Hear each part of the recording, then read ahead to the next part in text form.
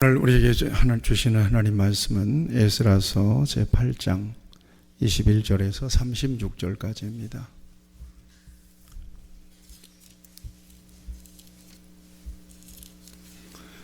에스라서 8장 21절에서 36절까지 있는 말씀, 기록된 계시의 말씀을 제가 봉독할 때 하나님께서 주의 음성으로 들려주시기를 바랍니다.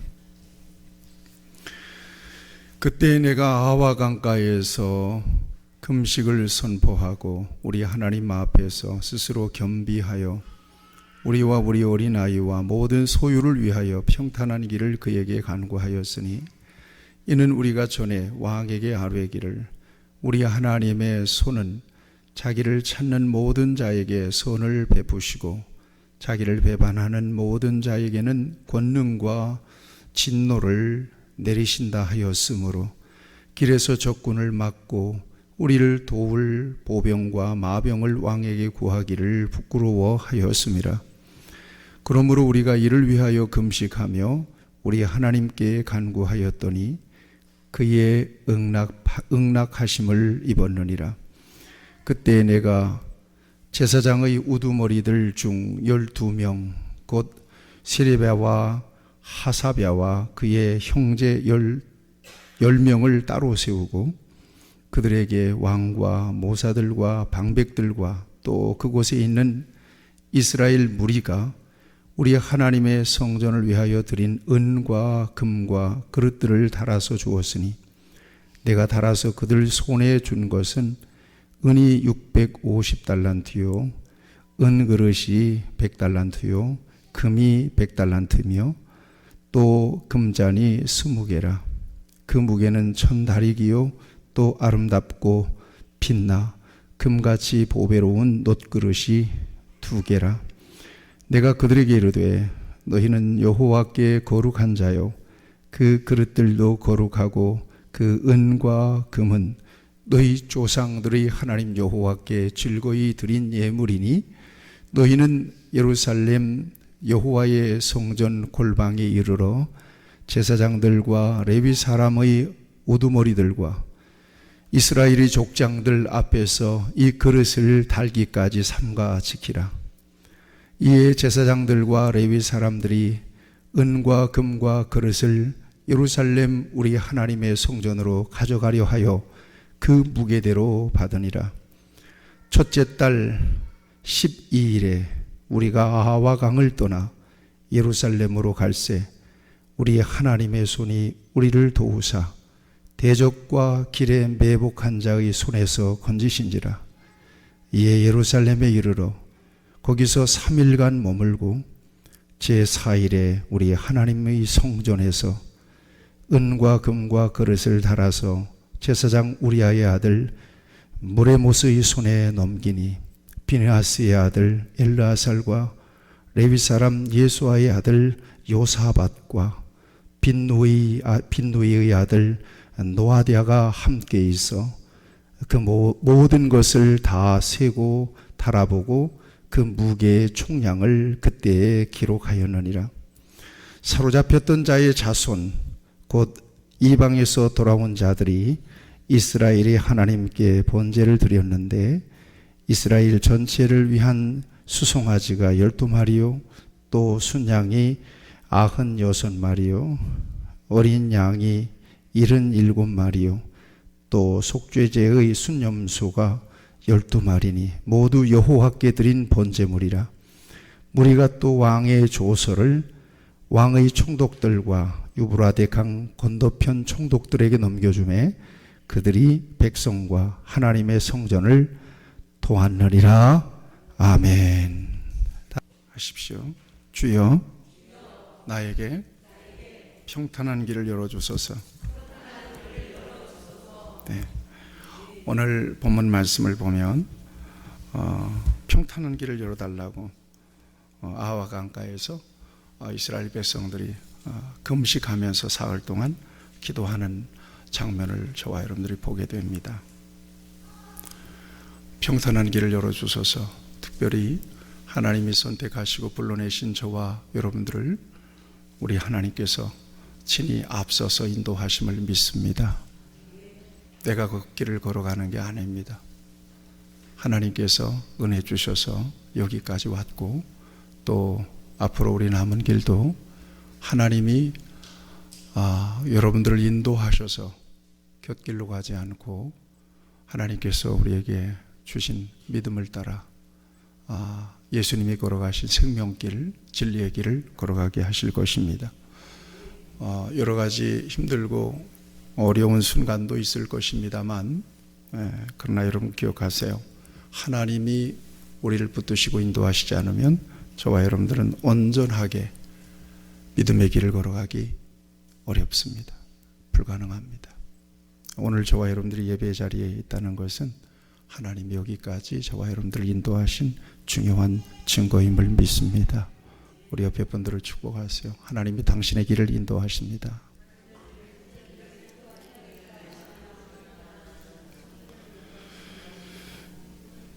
예. 저는 길눈이 좀 어둡습니다. 그래서 내비게이션을 의지하는데, 내비게이션을 들고 이제 뭐 어디든 가게 될 때 참 고맙다 하는 생각이 들어요. 어쩌면 그렇게 정확하게 전국에 있는 모든 샛길까지, 장애물까지 정확하게 이렇게 지시를 해주는가. 깜짝깜짝 놀래요. 내비게이션 개발한 사람, 이 사람 노벨상을 받아야 될 것 같다, 너무 좋다, 고맙다 하는 생각을 하면서 다닙니다. 이제는 뭐 웬만하면 길을 잃어버릴 염려가 없습니다.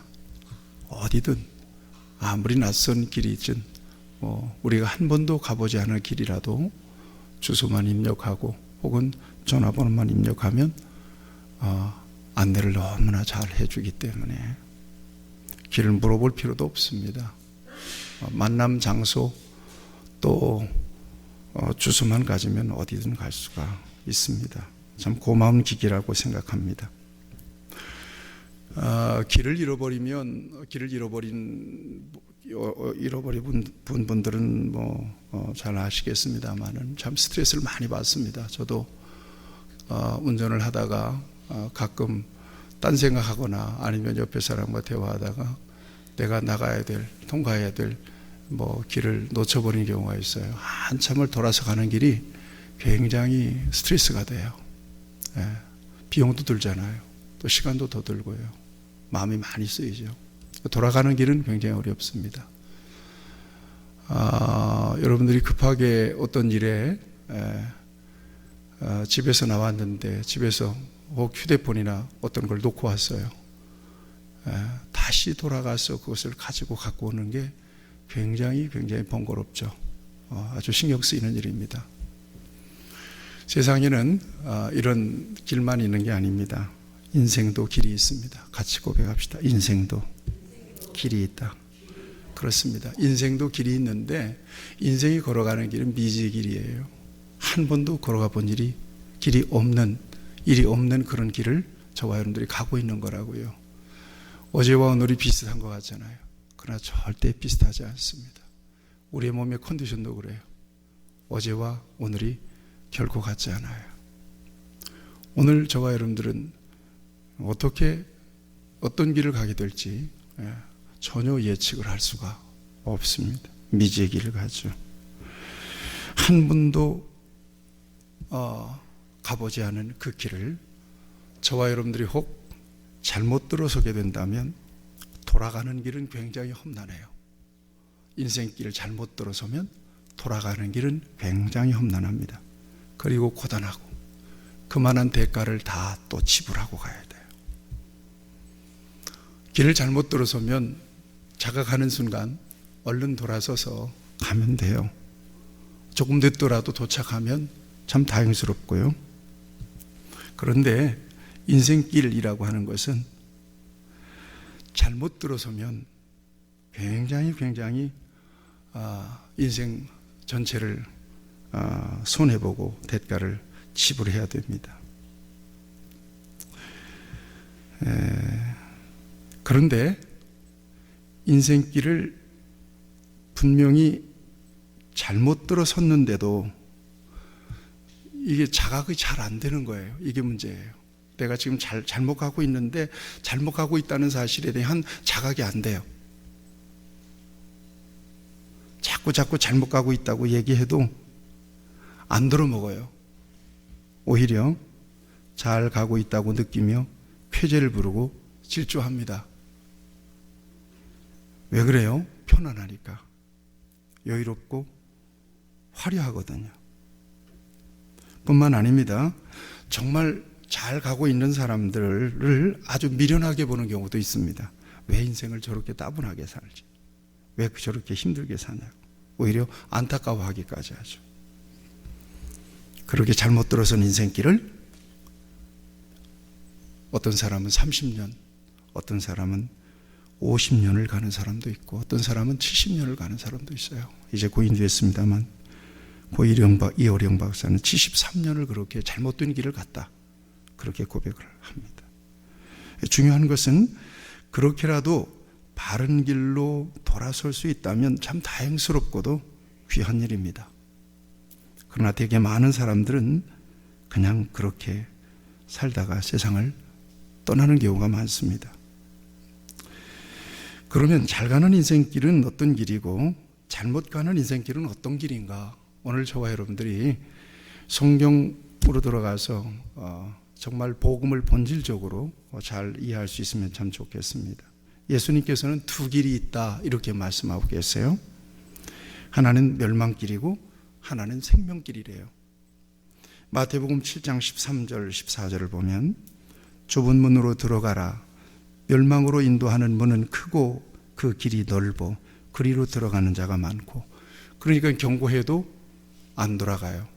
자기가 잘 가고 있는 줄 알아요. 재미있으니까, 넓으니까, 편안하니까, 자기 마음대로 할 수 있으니까. 그러나 생명으로 인도하는 문은 좁고 길이 협착하여 찾는 이가 적음이라. 생명으로 인도하는 길은 좁고 아주 협착하대요. 불편하죠. 그래서 그리로 들어가는 사람들이 적다는 것입니다. 멸망으로 가는 사람들이 오히려 생명길로 가는 사람들을 비웃는 거예요. 비아냥거리고. 예레미야에서도 말씀하세요. 예레미야서 21장 8절을 보면 여호와께서 말씀하시기를 보라 내가 너희 앞에 생명길과 사망길을 두었노라. 너희는 이 백성에게 전하라 하셨느니라. 생명길과 사망길을 두셨대요. 그런데 생명길을 가는 사람보다 멸망길로 가는 사람들이 더 많다는 거죠. 말씀드린 대로 생명길로 가는 길은 좁고 불편해요. 규제가 많아요. 오늘 같은 경우도 날도 좋은데 얼마든지 자유롭게 편안하게 넓은 길로 선택해서 갈 수 있잖아요. 그런데 교회 오는 일이 우리 교인들은 즐거움으로 오셨겠지만 굉장히 힘들고 따분하고 굉장히 불편한 마음을 가지고 교회에 오신 분들도 꽤 많이 있을 거라고 생각합니다. 그래서 그 길로 안 가는 거예요. 신앙생활을 통제를 받는다고 생각하는 사람들이 많거든요. 그래서 신앙생활을 불편해하는 사람들이 너무나 많습니다. 그래서 교회를 가지 않는 거예요. 일부러 신앙생활을 하지 않는 사람들이 너무나 많습니다. 정말 그렇습니다. 주님을 만나고 하나님의 은혜를 경험하고 신앙생활하는 사람들은 그 안에서 자유를 누려요. 지극한 평안을 누려요. 그렇지만 어정쩡한 자리에서 소위 종교노름하고 있는 사람들이 있어요. 종교놀이하고 있는 사람들이 있어요.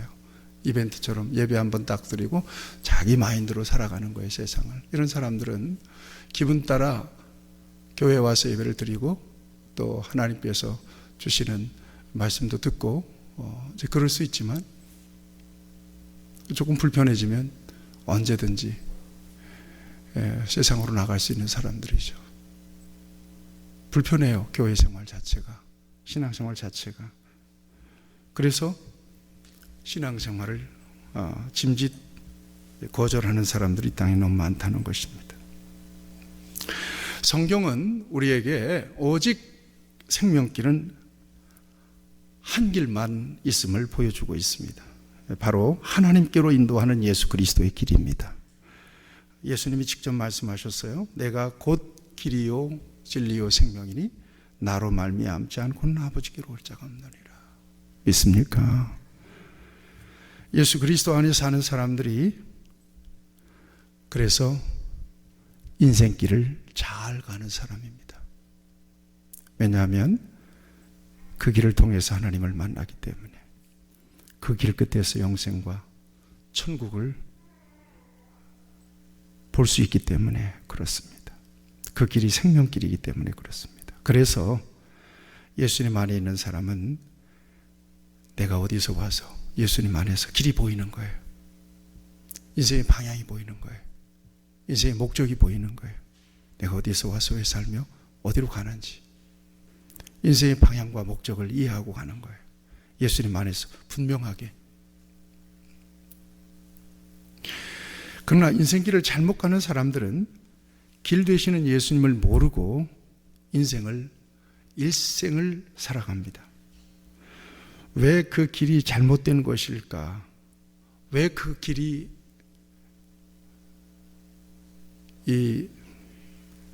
잘못 가는 길일까? 성경은 분명히 말씀하고 있습니다. 범죄한 이후에 인간은 하나님과의 관계가 깨졌죠. 이걸 성경은 죄라고 하잖아요. 그리고 죄의 삭은 사망이라고 선언합니다. 죄인은 다 죽어야 돼요. 죄인은 다 멸망받죠. 근데 죄의 문제를 해결받을 수 있는 유일한 길은 예수님을 구주로 믿는 길밖에 없어요.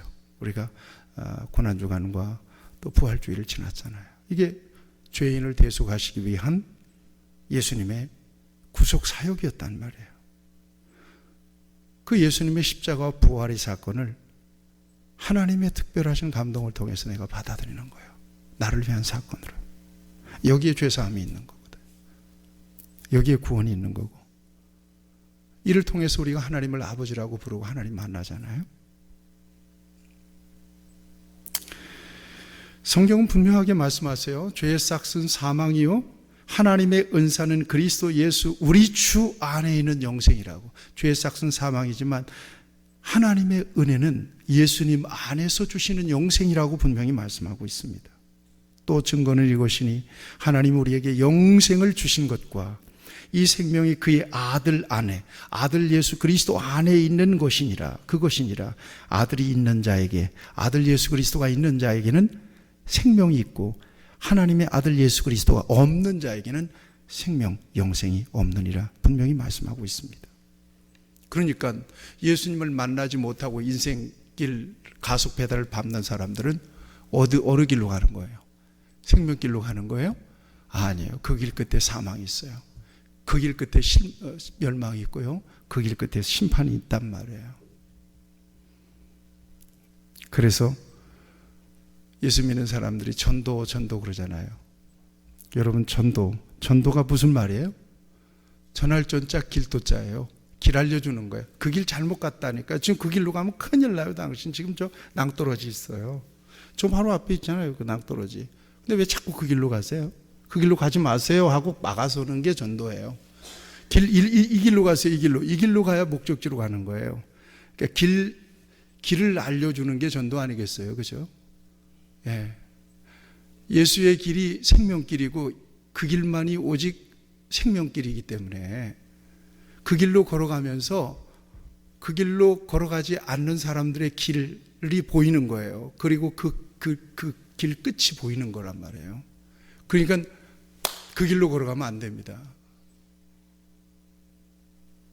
빨리 돌아서야 돼, 빨리. 그리고는 전도하는 거예요. 누구를 전하는 거예요? 길이요 진리요 생명이 되시는 예수의 길, 생명길, 예수님을 전하는 거잖아요. 여러분 전도하시길 바랍니다.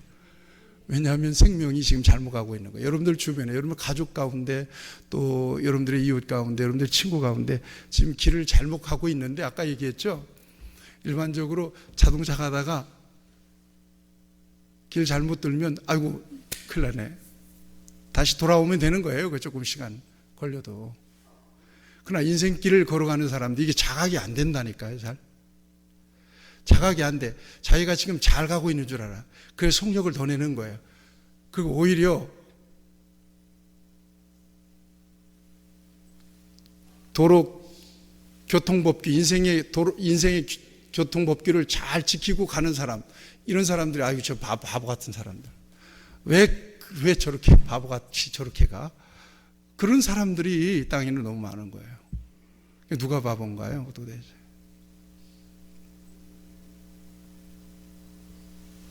그래서 가르쳐 주는 거예요. 그걸로 가면 안 된다고. 같이 한번 해봅시다. 예수 믿으세요. 그렇게 얘기해 주는 거예요. 예수 믿고 믿음의 길을 걸어가세요. 여러분 평생 동안 믿음은 하나님께서 우리에게 주신 선물이잖아요. 선물. 이제 더 이상 뭐 있어요? 뭐 예수 믿은 이후에 뭐 여러분들이 도인 되는 게 아니에요. 천사가 되는 게 아니에요. 엄청난 뭐 슈퍼맨이 되는 게 아니에요. 성령의 감화를 통해서 나 같은 죄인 살리신 주님의 은혜가 너무나 귀하다. 내가 이전에는 몰랐지만 예수님 안에서 내가 큰 죄인이었음을 알고 그 죄가 몽땅 예수님의 공로로 용서되었다는 사실을 자각하게 되었어요. 그리고 그 사람에게 약속하신 하나님의 나라 영원, 성경을 통해서 약속만 돼 있지 여러분 가보진 않았잖아요. 그렇지만 성경의 약속을 저와 여러분들이 그대로 믿는단 말이에요. 그 다음에 이 땅에 사는 동안에는 하나님께서 택하신 자녀로 불러내신 하나님의 자녀들과 함께 계셔서 돌보신단 말이에요. 인도하신단 말이에요. 궁극적으로 돌봐주시는 것이 여러분들을 안전해서 지켜주시고 뭐 필요한 돈을 주시고 뭐 이런 것보다 여러분들의 믿음을 지켜주세요. 여러분들의 신앙 고백이 변질되지 않도록 지켜주세요. 이게 가장 잘 지켜주시는 거예요. 예. 여러분들 세상에 일주일 동안 뭐 그냥 온갖 헤매 다 쏘다니다가 오셨잖아요. 그런데도 여러분들이 이 안에 주님이 계시고 여러분들이 예배자라고 하는 사실을 자각하고 성전에 나와서 예배를 드리는 거예요. 이거 하나님이 지켜주신 거예요. 여러분 코로나 안 걸린 것만 지켜준 게 아니란 말이에요. 믿음을 지켜주시는 것이 가장 크게 지켜주시는 거예요. 언제까지 지켜주실까요? 예, 그 길 끝 다 갈 때까지 지켜주세요. 이제 말씀드리겠습니다만은. 그러니까 내가 믿음을 지키는 게 아니란 말이에요. 주님께서 믿음을 지켜주신단 말이에요. 주일도 그랬잖아요. 내가 예배를 지키는 게 아니라 예배가 나를 지키는 거예요. 예. 근데 이걸 모른단 말이에요. 세상 사람들. 그 길에, 예수님의 길에, 생명길에 가지 않는 사람들 모른단 말이에요. 자각을 못해요. 예. 그래서 전도하는 거거든요. 성경은 이렇게 말씀하고 계세요. 어떤 잠언 14장 12절에서 어떤 길은 사람이 보기에 바르나 필경은 사망길이니라. 오늘 본문 가지고 설교를 준비하는데 자꾸 성령께서 이런 말씀을 준비하게 하세요. 길에 대한 묵상을 계속하게 하세요. 인생의 방향에 대한 묵상을 계속하게 하세요. 어떤 사람이 보기에는 바르지만 필경은 사망길이라는 거예요. 여러분 사망길로 향하여 가는 길이 불편하지 않다니까요. 불편하면 깨닫죠. 아유 왜 일이 이렇게 꼬여? 이제 꼬이면 자꾸 한계를 만나고 그러면 생각해 보는 거예요. 사람이 싹 멈춰서. 근데 술술술술 풀리는 거예요. 이게 완전히 그냥 고속도로 같이. 예수님을 안 믿는데도 예배도 안 드리고 하나님 하자도 안 부르는데도 인생이 술술술 풀려. 여러분 이게 축복이 아닙니다. 이게 저주입니다. 이게 저주예요. 인생은 자기 한계가 분명히 있다는 사실을 자각하고 그 한계를 극복할 수 있도록 도우시는 분이 하나님이신 것을 깨닫는 인생이 복된 인생이에요. 내가 아무리 노력해도 안 되더라. 내가 아무리 힘을 써도 안 되더라. 안 되는 게 인생이더라. 이걸 자각해야 되는데 어머 잘 되는 거야. 술술술술.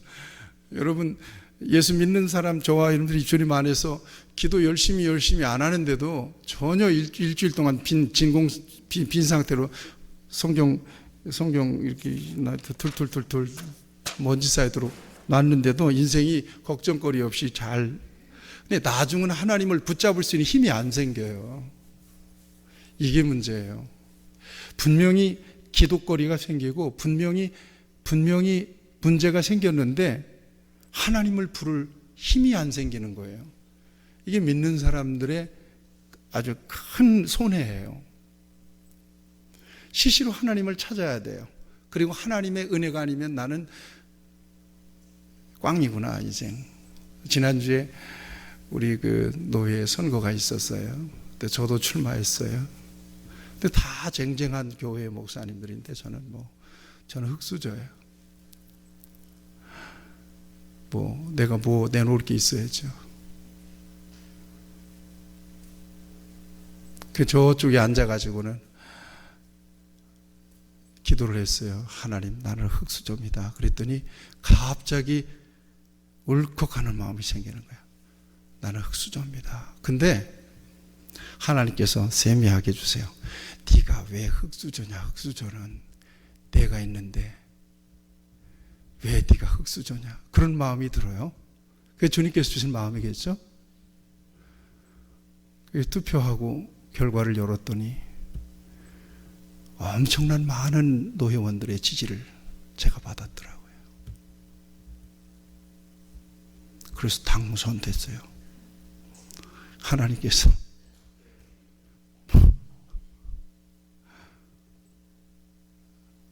우리 기도공부 신문에도 나왔더라고.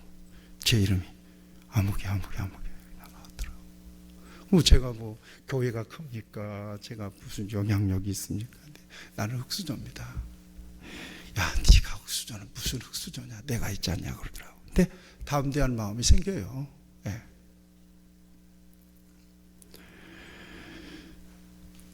사랑하는 여러분, 저와 여러분들이 하나님께로부터 가장 큰 선물인 믿음을 받았어요.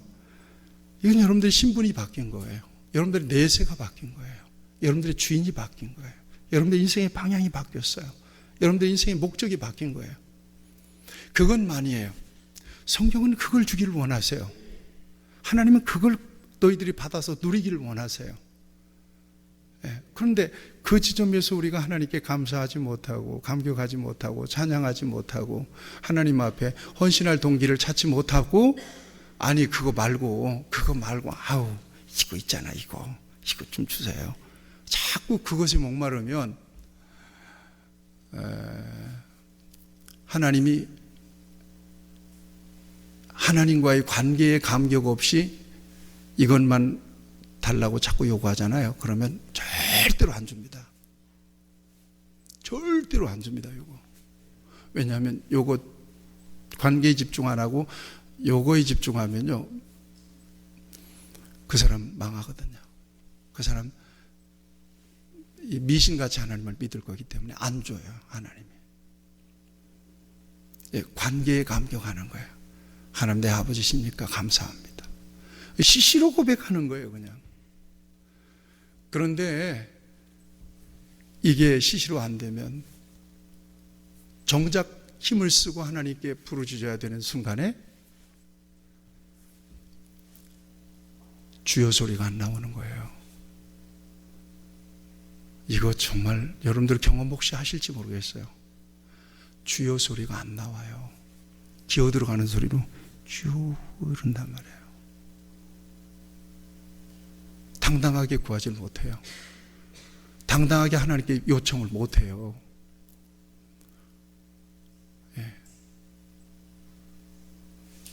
그래서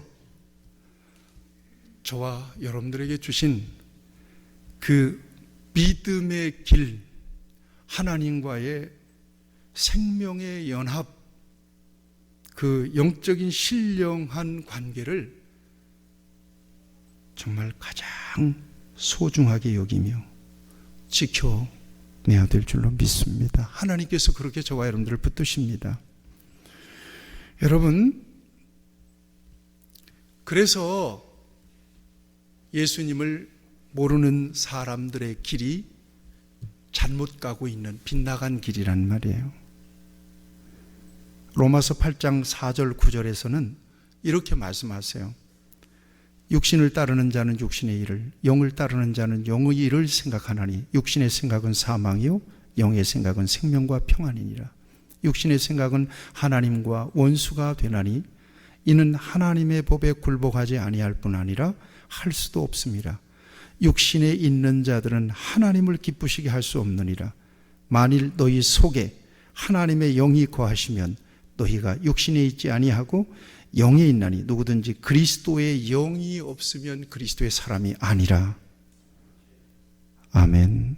그렇게 말씀하고 계세요. 그리스도의 영이 없는 사람들, 그리스도를 부정하고 살아가는 사람들, 생명길에서 벗어나 있는 사람들은 일단 길을 잘못 가고 있는 거예요. 지금은 젊으니까, 지금은 뭐 바쁘니까 모르는 것 뿐이에요.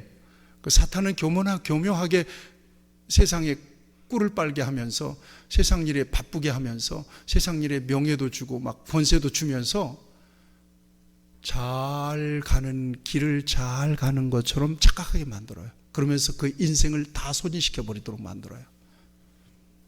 무서운 일이죠. 그러니까 예수님 없이 세상에서 잘 되는 것은 결코 축복이 아닙니다. 큰 저주예요. 가장 큰 저주예요. 예수님 없이 세상에서 높아지는 것 저주예요. 차라리 평범하게 살고 만만하게 살면 누구라도 와서 전도지라도 하나 주지. 그런데 몇 사람 비서를 거쳐야 들어가는 자리에 앉아 있으면 들어갈 수도 없어. 전도지도 못 줘. 그러니 그 인생은 자기만의 왕국 속에 갇혀서 착각 속에 살다가 결국 그 길의 끝에서 멸망을 받아요. 사망길이라고 그러잖아요. 세상에서 어떻게 살든지 다 천편일률적으로 저와 여러분들을 이 높은 어떤 그 짐이나 그 수준을 누리며 살 수는 없어요. 그게 하나님의 공의도 아니에요. 그래서 이런 기도하는 사람들이 제일 무식한 사람들이에요. 하나님, 어쩌면 하나님의 자연 나이를 이렇게 대할 수 있습니까? 내가 그렇게 기도하는데 왜 나를 이렇게밖에 안 만들어요? 이렇게 기도하는 사람들은 아주 수준 낮은 믿음을 가진 사람들이에요. 그러면 하나님 내 아버지고 하나님 내 왕이고 하나님 나를 독생자를 버려서 죽이면서까지 나를 사랑하셨으니까 나를 재벌로 만들어 주셔야 되고 나를 최고로 만들어 주셔야지. 믿는 사람들은 코로나고 뭐고 안 걸리고 믿는 사람들은 그냥 다 100세 이상 장수하고 이런 역사가 있어야지. 그게 아니잖아요, 현실적으로. 그러면 하나님의 목적이 거기에 있지 않다는 거예요. 어떤 자리에 있든지 그것이 저와 여러분들의 삶의 가치를 결정해 주는 것이 아니라 내 안에 예수님이, 내 안에 있는 진리가, 그러니까 기독교를 교리로 받아들이지 말고 진리로 받아들이자. 이것이 가치 있는 거죠. 제가 최근에 그런 글도 썼어요. 셀리더 밴드에는 올렸어요. 장례식에 가보세요. 대단한 사람들이 죽어서 그 조화가 어마어마합니다. 그런데 예수 믿는 흔적이 없어요. 참 복받았습니다. 얘기할 수 있겠어요? 절대 그렇게 못해요. 왜? 인생의 진정한 복이 무엇인지를 나는 알기 때문에. 그런데 하나님을 아버지로 모셨으면서도 평생 진실하게 살았으면서도 세상에는 가난한 사람이 있어요? 없어요? 있어요. 병들었어요. 혹은 사고로 일찍 죽었대요. 장례식에 가보면 초라하기 그지없어요. 그죠? 조화도 몇 개 없고 그 쓰던 성경책 하나 올려있고 찬송가 소리나 나고 있어요. 여러분 생각하세요. 그 순간에 살아있는 동안에는 모르겠어요. 살아있는 동안에 아마 그 사람이 더 엄청나게 복받고 대단한 사람처럼 아마 그렇게 여겨졌을 수도 있습니다. 그러나 인생이 딱 끝나고 난 뒤에 그 인생은 무엇으로 평가되느냐 하는 거예요. 영원으로 평가되는 거예요. 예수님으로 평가되는 거예요. 궁극적으로 예수님으로 평가되는 거, 그 이상 없어요. 예수님 안에 있었느냐, 예수님 밖에서 살았느냐, 예수님 안에서 생명길을 갔느냐, 예수님 밖에서 사망길을 갔느냐, 그거예요. 왜? 영생이 없다면 몰라도, 천국이 없다면 몰라도, 이 세상 70이요 강건하면 80 이후에 부활과 영생이 있잖아요. 하나님의 나라가 있잖아요. 천국이 있잖아요. 성경을 통해서 우리에게 약속하잖아요. 있으니까 예수님 안에서 있다고 믿고 그 약속을 붙잡고 산 사람이 복 있는 사람이죠. 천국에 가니까요. 없다고 믿고 눈깜땡깜 세상에서 말이야 잘 사는 게 왕이다 그러고 지 마음대로 산 사람은 분명히 멸망의 길로 갔으니까 그 인생은 불행한 거예요. 차라리 내세가 없으면 좋겠어요. 저도 없다고 하면 딱 좋겠어요. 그냥 후리하게 살게. 왜 내세로 붙잡아? 없으면 좋겠어. 그런데 없으면 좋겠다고 없는 게 아니잖아요. 있다고 말씀하잖아요. 우리에게 있다는 사실을 감동을 통해서 주셨잖아요.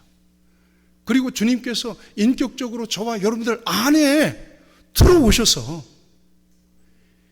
예수님 안에서 들어오시고 예수님을 모시고 산 이후에는 이 세상을 위해서 살지 않는 거예요. 언제나 방향을 바라고 목적지를 바라보고 가는 거예요. 언제나 잘 갈 수도 있고 조금 느리게 갈 수도 있어요. 좀 가다가 곁에 갈 수도 있어요. 그러나 얼른 또 돌아와야 돼요. 여기에요. 그 안에서 자신의 존재적 실존을 발견하는 거예요. 인생의 진정한 가치를 발견하고 살아가는 사람이에요. 다른 게 아니에요. 이게 복이에요. 왜? 성경은 전체로 이것을 보여주고, 아니 이것만 보여주고 있어요. 그러니까 전정으로 예수님을 만나서 믿음 안에서 산다면 그 믿음 지켜내기 위하여 하나님의 은혜를 구하셔야 돼요. 그 길에서 벗어나지 않기 위하여 사사로운 감정과 사사로운 이해관계에 걸려서 그 믿음이 상처가 되지 않도록 하나님의 은혜를 구할 수 있어야 돼요. 그리고 이 땅에 사는 동안에는 하나님을 불러야죠. 하나님을 찾아야죠. 하나님이 죽은 하나님이 아니라면 하나님을 불러야죠. 하나님을 찾아야죠. 하나님의 도움을 구할 수 있어야 되겠죠. 고린도후서 13장 5절에 보면 너희는 믿음 안에 있는가 너희 자신을 시험하고 너희 자신을 확증하라. 예수 그리스도께서 너희 안에 계신 줄을 너희가 스스로 알지 못하느냐? 그렇지 않으면 너희는 버림받은 자니라 라고 말씀하고 있습니다. 자, 그러나 여러분, 하나님께서와 여러분들을 택하시고 불러내셨기 때문에 뭘 지켜주신다고요? 믿음을 지켜주신다. 믿음을 지켜주세요. 내 재산을 지켜주시는 것이 아니라, 내 어떤 그 일신상의 건강만 지켜주시는 것이 아니라 믿음을 지켜주세요. 그래서 그 믿음 안에서 우리의 모든 연약함을 이겨내도록 하게 하세요. 다 의미가 있잖아요. 우리가 잘 나가면 어떻게 해요? 하나님의 선물이며 은사입니다. 그리고 더 겸손해지잖아요. 우리가 못 나가면 하나님의 더 좋은 길을 분명히 예비해 주셨음을 믿습니다. 내가 정말 힘들고 어려운 그 순간에도 하나님은 나와 함께 계셨습니다. 그러면서 하나님을 욥과 같이 찬양하잖아. 주신 이도 하나님이시고 거둬가시는 분도 하나님이시죠. 하나님 찬양 받으십시오. 내가 준비됐을 때 하나님 더 좋은 것들로 채워주실 줄로 믿습니다. 그리고 믿음 안에서 믿음의 자리는 움직이지 않는 거란 말이에요. 믿음의 자리는 어떤 순간에도 움직이지 않는 거예요, 이거. 그 믿음의 기준 안에서 내 인생을 해석하고 바라보니까 전부 다 잘 나갈 때도 감사, 못 나갈 때도 감사해요. 힘들 때도 감사, 평안할 때도 감사해요. 이건 안 변하는 거지. 이게 믿음이지. 이거 무슨 이게 도깨비 방맹이도 아니고 말이야. 이거 뚝딱 해가지고 뭐 좀 주면 좀 해볼래 하고 말이야. 이거 조금 부족하다 싶으면 그럴 수가 있습니까? 이게 무슨 믿음이에요 이게. 저와 여러분들이 적어도 비내리 교회 성도들은 그러지 않기를 바라요. 자, 그 지켜주신다는 결정적인 말씀이 로마서에 있는 말씀이 있어요. 로마서 8장의 끝부분에 이런 말씀이 있습니다.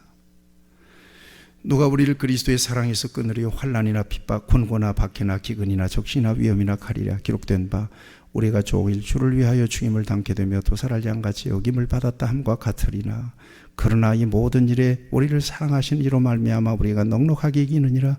내가 확신하노니 사망이나 생명이나 천사들이나 권세자들이나 현재인이나 장래인이나 능력이나 높음이나 기쁨이나 다른 어떤 피조물이라도 우리를 우리 주 그리스도 예수 안에 있는 하나님의 사랑에서 끊을 수 없대요. 지켜주신대요. 믿으시기 바랍니다. 여러분들의 의지가 단단하더라도 그 의지로 여러분들의 믿음이 지켜지는 거 아니라니까. 그러니까 여러분들이 하나님 앞에서 대단한 신앙 고백을 했더라도 그거 얼마나 가겠어요. 해봤잖아요 우리가. 넘어지고 자빠지고 거품 물어보고 그냥 목이 쉬고 별짓 다 해봤잖아요. 그거 얼마나 지키던가. 한 사흘 정도 되면요 바람이 빠져버려요. 언제 그랬어? 언제 그런 은혜가 있어? 이렇단 말이에요. 하나님이 지켜주셔야 돼요. 하나님이 은혜를 주셔야 돼요.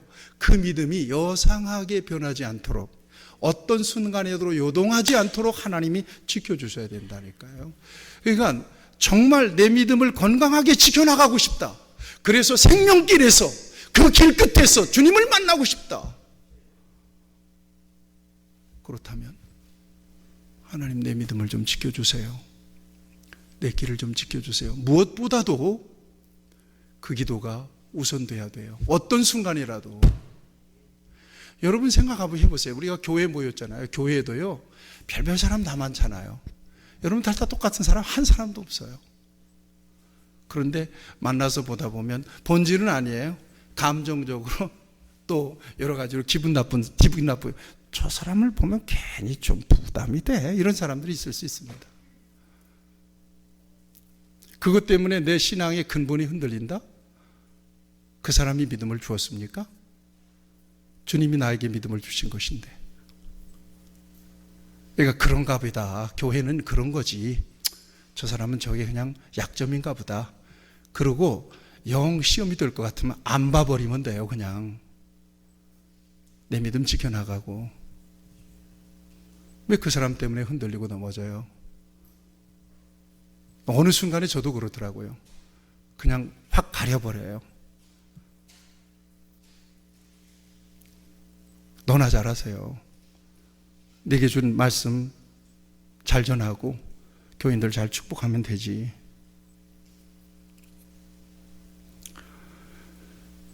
내가 내 믿음을 지키는 게 아니야. 하나님께서 내게 은혜를 주셔서 마지막 순간까지 예수님은 나의 주십니다 하고 이 세상을 떠나게 하세요. 그때까지 지켜주시는 거예요. 지켜주시기를 바라요. 오늘 본문 말씀의 기도의 제목은 어떤 거예요? 여기 한번 22절, 21절을 한번 더 같이 한번 읽어보겠습니다. 시작.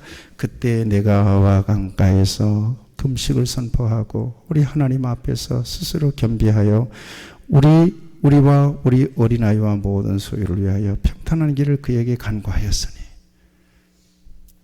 기도 제목 3일 동안 금식하면서 기도 제목 하나는 뭐였어요? 평탄한 길을 간구했다는 거예요. 주여 내게 평탄한 길을 열어주세요.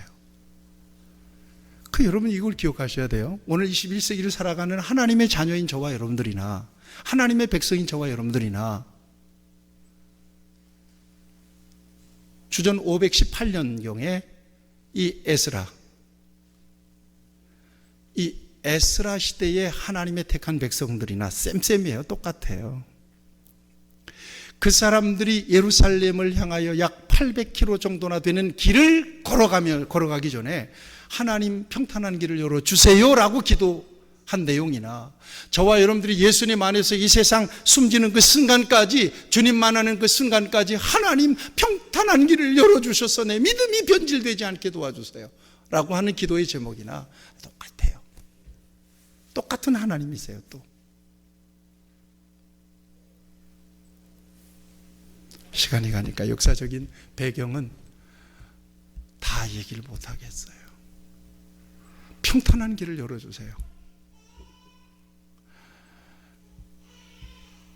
느헤미야와 예수와를 중심으로 해서 1차 포로 귀환자들이 성전 짓고 성벽 재건하고 신앙에 대한 이렇게 이제 이 공동체가 견고하게 섰어요. 그리고 난 뒤에 800년이라고 하는 80년이라고 하는 세월이 흘렀습니다. 80년입니다. 아닥사스다 왕이 에스라에게 조서를 내려서 다시 또 돌아가래요. 그래서 2차 귀환이 일어나는 거 아니겠어요? 에스라는 어떤 사람입니까? 학사 겸 제사장이에요. 율법에 대해서 아주 해박한 지식이 있는 사람이고 하나님을 경외하는 제사장이었어요. 그 사람이 다시 예루살렘을 향하여 백성들을 이끌고 가는 거예요. 왜 하나님께서 그렇게 하셨을까? 말씀 부흥이에요. 성전만 세워놨다고 중요한 게 아니에요. 예수님만 믿는다고 신앙생활, 교인 됐다고 중요한 게 아니에요. 매일 하나님께서 주시는 말씀이 들어가서 그 말씀이 우리의 삶, 우리의 신앙을 개혁하지 않으면 온전한 하나님의 백성으로 하나님의 목적에 맞게 쓰임받기가 불가능해. 그래서 하나님은 학사 에스라를 보내는 거예요. 제사장 그룹과 함께. 그래서 성전의 기명들 전부 다 딱 준비하고는 이제 걸어가는 거예요. 그 길이 무려 800km 정도나 되는 거리예요. 바벨론에서 예루살렘까지. 무슨 일이 있을 줄 알아? 그래서 하나님께 아하와강 바벨론에서 떠나기 전에 모여서 평탄한 길을 열어주세요. 그렇게 금식하며 기도했던 거예요. 물론 왕이 명령했잖아. 그러니까 누가 방해하겠어요? 또 왕에게 도움을 요청하면 왕이 도움을 안 주겠어요? 그렇지만 평소에 한 얘기가 있었거든. 하나님께서는 우리를 도우세요. 하나님을 믿고 신뢰하는 사람들을 하나님이 지키시고 보호해 주세요. 그렇지 않은 사람들을 하나님께서 물리치세요. 이런 이야기를 끊임없이 했었단 말이에요. 오늘 본문 22절에 있는 말씀이에요. 그래서 왕을 의지할 수가 없었던 거예요. 왕을 의지하는 것보다 하나님을 의지하기를 원했던 것입니다. 여러분, 이게 신앙이죠?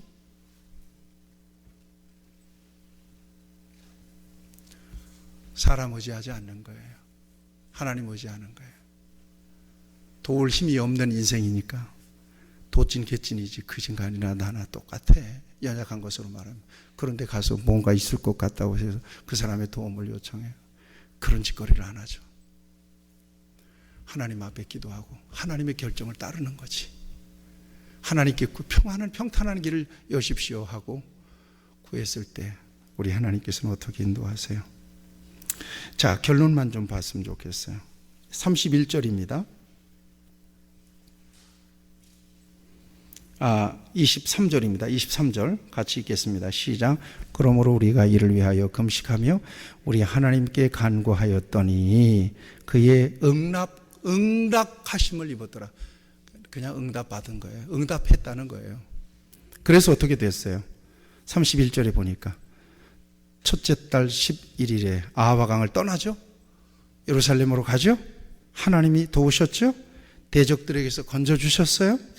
그래서 도착했어요. 응답해 주신 거예요. 그리고 예루살렘에 3일 동안 머물다가 4일째 번제와 속죄제를 드리죠. 감격적으로 안전하게 온 거예요. 우리의 길을 하나님께서 저와 여러분들에게 그렇게 돌보시고 평탄한 길로 인도해 주시기를 축복합니다. 기도합시다.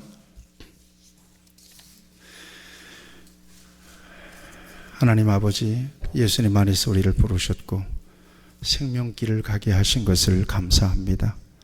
여기까지 오게 하셨고 앞으로 우리 남은 길, 험난한 길, 어렵고 힘든 길이 예상이 되기도 합니다.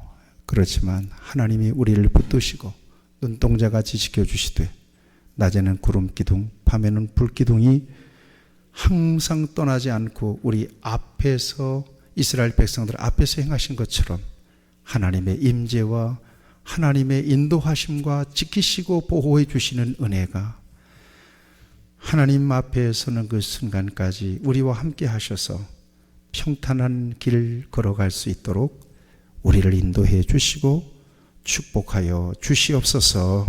예수님의 이름으로 기도드리옵나이다. 아멘.